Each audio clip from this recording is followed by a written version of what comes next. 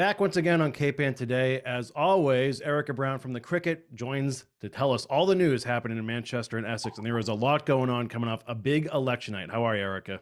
I have to tell you, I mean, first of all, I feel like we've been talking elections for a really long time. Secondly, it's so funny. Last week, I never thought I'd be like saying, hold the presses. This is the Cricket's got a front page story that is actually material. But that actually happened last week, and it was a very interesting story, and it had to do with the Manchester election, which was last Tuesday.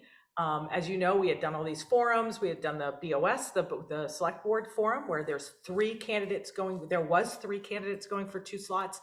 The winners on Tuesday, and then I'll also tell you about the school committee, because that was kind of interesting because it was a lot more heated than the select board race. But the select board race, if you remember, was Catherine Bellata, Jeff Bodmer-Turner, who is the chairman of the select board, and the incumbent, and then Brian Sollosy we spoke about because he was on the ZBA, and he was running, and he had a lot of kind of X factor things associated with his candidacy, because he had been a ref for the junior, youth basketball club league for 20 years. So, there's a whole generation of people who grew up with him on the court, with the whistle and,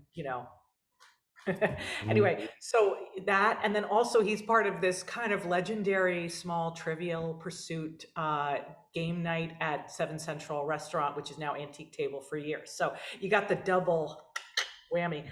All right, so that was a big run up, because here's what happened. On Tuesday at 8:00 p.m. when we got the preliminary results, and thank God I didn't write about it and I didn't publish anything, because it was Catherine Bellata won with 1,070 votes or something like that. She had a really big,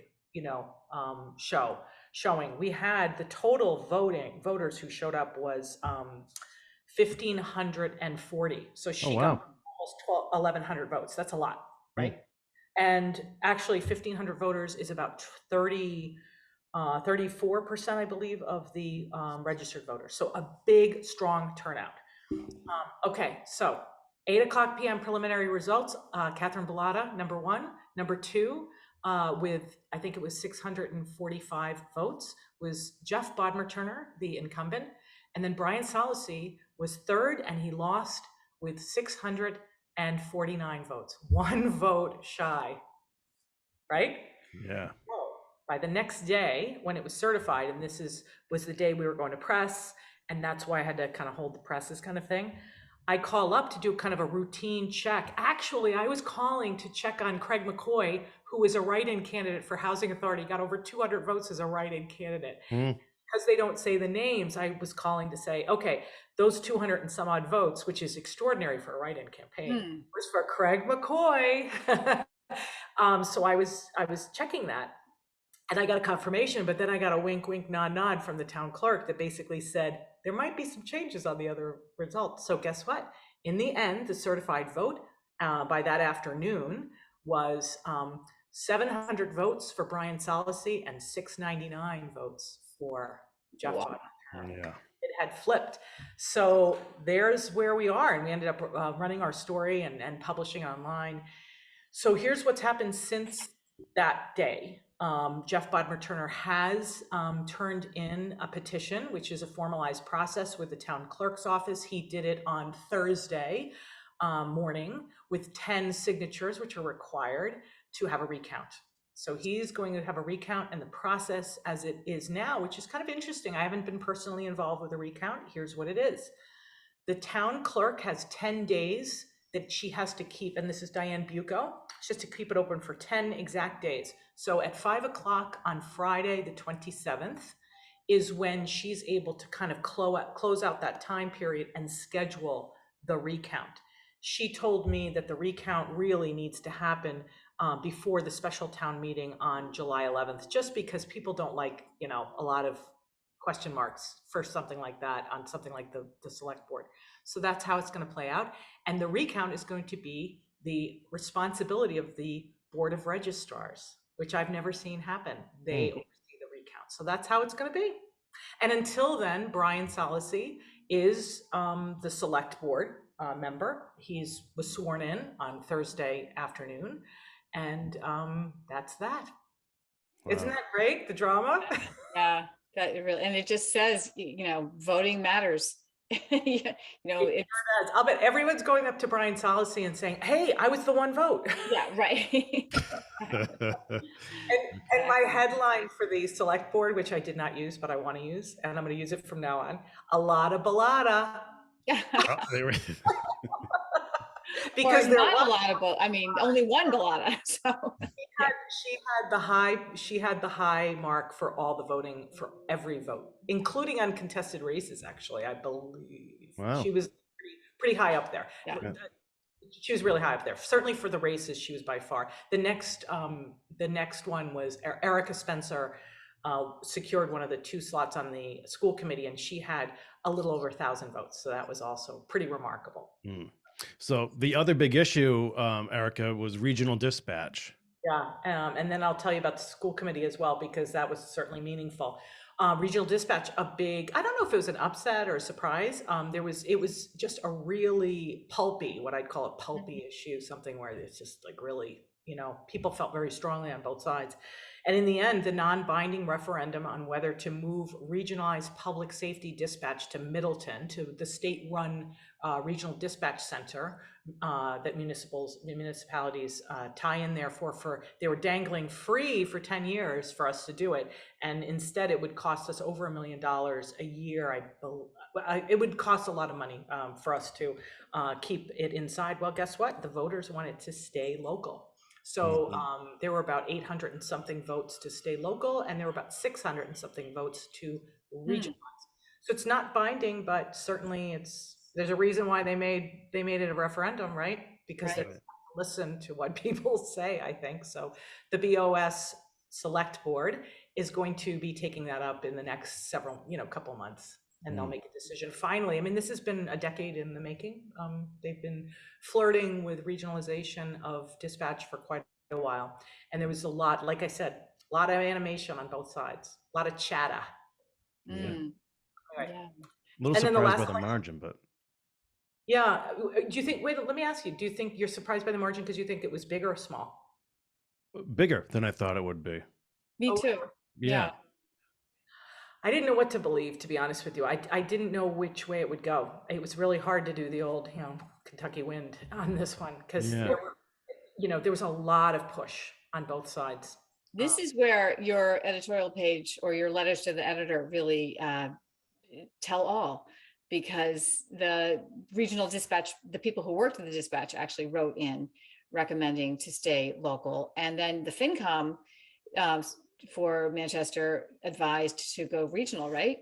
That's exactly right. Sarah Mellish wrote in. She's the chairman of the finance committee, and she wrote in to basically on behalf of the entire committee saying that they recommend not voting for regionalization. In other words, vote yes for the ballot, that we should do it. And then in the same edition that you're describing, the dispatchers wrote in a plea of saying, let's keep it local. This is really important. A year ago, their union wrote in a 1,200-word op-ed about it. In the weeks before, we had Jason Cleary, the fire department chief, who's really the one who holds the bag on dispatch. It doesn't seem like it. Everyone thinks it's a police function because it's housed in the police department or the police office, but the truth is that the bulk of the calls that come in are for EMTs or for ambulance services, and that is serviced through the fire department. So the chief was very clear in saying, we need coverage. We need to hire more people in order to be compliant with the right things. You have to stay up with technology. And what happens if you have 2 simultaneous calls that come in, one for fire and one for, police or ambulance services? You can't split the baby. You can't cut yourself in 2. So that was his big plea. So there we are. That was sort of the dialogue. It was very animated, as I said. And lastly, school committee. Yeah, the school committee, I got to tell you, was the race that kind of caught me off guard. I thought it was like a normal race, and it was not. It was so, I guess, heartfelt. I mean, people really cared about this race. It was 5 people vying for 2 slots. So it was a really, pushy election. A lot of attention went to one candidate who just really cared about not having curriculum, having parents' rights in curriculum decisions. And think, I don't want my second grader to be told about things that I haven't told them about for maybe moral reasons. Things having to do with gender identity, sexuality, things like that. And I can understand that. I mean, I'm originally from New York, a very long time ago, but I'm from New York. And I equate things like that with Orthodox Jewish populations or cultural, identities and groups of people where their culture at home is important to them. And therefore, public school system, there's sort of this unintended conflict when it comes to the public school system where you're not supposed to be thinking about religious things at all, other than an academic thing. So anyway, that was a long description, but because of that, and especially with things like diversity, equity, and inclusion, that discussion, it was a very hard conversation it was hard for people to listen, and it was hard for people to speak in a careful way, a productive way. So because there's there's a lot of well-founded emotions around these things. Like I said last week, and by the way, I'm going to tell you who won. Like I said last week, though, all of the candidates, from my observation in these kind of rather long kind of forums, they all care about the school system. They all want a good school system. They all want a high-performing school system, and they all think the school system is a good investment. Not one of those candidates where those people are like, those nasty kids, they're so expensive. Those are the people, usually the enemies of the school district, is people who want to take away their resources and say, can't they eat pizza every day? Because it's only 10 cents a serving. Let's not give them healthy stuff. Do they really need music? Sports? Stuff like that. I make a joke out of it, but that's kind of true. None of the candidates were those people. So in the end, here's where we were. Sorry. That's all right. There were a lot of good candidates. And in the end, it was Erika Spencer, who is she's a double. She's an attorney and she's like a CPA. She's just such a talent. And she's also really involved with the school system. She was on the school councils in the past. So she's been very involved. She got voted. She was the high water mark. And then Lynne Mitchell also got it. She was the candidate who was kind of almost like, she's a CFO. So another incredible candidate, but also really into performance, but she's a CFO. She's going to look at the budget a little differently than everybody else. And I will tell you this, all of the candidates said that they would support a Proposition 2.5 override next year, which it looks like it's going to be necessary to reset the whole budgeting system, which is honestly like 8 years in the making. She's the only person who said she'd have to look at the numbers first. Now, I think from me listening to everything she said, I would predict that she would be supportive of a Proposition 2.5, but maybe not. Maybe she'll surprise us all. But she's the other winner. I just think it's great that everyone put their hat in the ring, and it was fantastic. They did a great job. So now, Erika, does the town get to catch its breath for a bit, because there's been so much going on the past couple of months here? Oh my gosh! I mean, I'm like exhausted. I want to catch my breath. But yes, we're going to be able to catch our breaths. I mean, I think that people are starting to get out and about, as I like to say. You can just feel it. I went to a historical museum, Manchester Historical Museum event last week. It was a lecture about wandering houses, houses that get moved, back in time and where they've been around Manchester. And there are a lot of people showed up. You can just feel that people are psyched to be out there talking about 4th of July and the fireworks and that stuff. And I get, my guess is that's happening everywhere. So I guess that's the town taking a break, right? Yeah. Well, so actually it's happening, but people are also talking about COVID. What is the COVID situation in Manchester?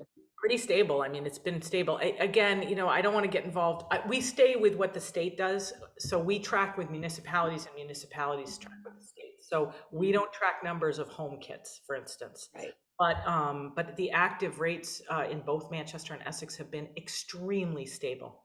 And in the schools, they're not seeing any upticks. No, and school is, almost over, right? So yeah, schools I think are pretty I mean, you hear about things like there was a dance that was, last month that, a middle school dance that kind of was associated with sort of an uptick in COVID. Mhm. But, the Board of Health is not, sounding any alarm bells. So I think, not knock on, oh, not It's close enough. Yeah. it's close enough. That thing is like 12 feet behind me. Yeah. But yeah, just, knock on wood and be responsible and everything. But I think the season is triggering a season of being outside, and which is, a good news for COVID oriented things. But yeah, I mean, we're still in it, but I think people are feeling cautiously optimistic about having a nice summer. I mean, are you seeing something different, like maybe in Rockport or something? Well, in Gloucester, absolutely. At Rockport, yeah, the numbers are really high. Yeah, the transmission rate is really high. Is it impacting the kind of feeling or any big events being changed or canceled because of it? Well, we didn't do a Cape Ann Today live because the O'Malley School had, 39 cases that day, and then 29 reported, and they had testing brought in for everybody at the school. yeah. So Well, there you see evidence of that. Like Essex had free tests right before the election. They gave out, but their numbers, like I said, were pretty stable over, and the wastewater treatment tests had reflected that there is a marked increase, not as much as Omicron, the December numbers, but it was definitely moving up. So, yeah. Well, I'll be watching for that then. Okay. Yeah. And we'll be watching for you same time next week. That was a great recap, Erika. We appreciate it. Thanks for your time. Drama. I loved it. It was kind of exciting. It'll be interesting. And we'll cover it as that plays out in terms of the recount and everything. Yeah, right. Well, thank you very much. Bye, guys. Bye.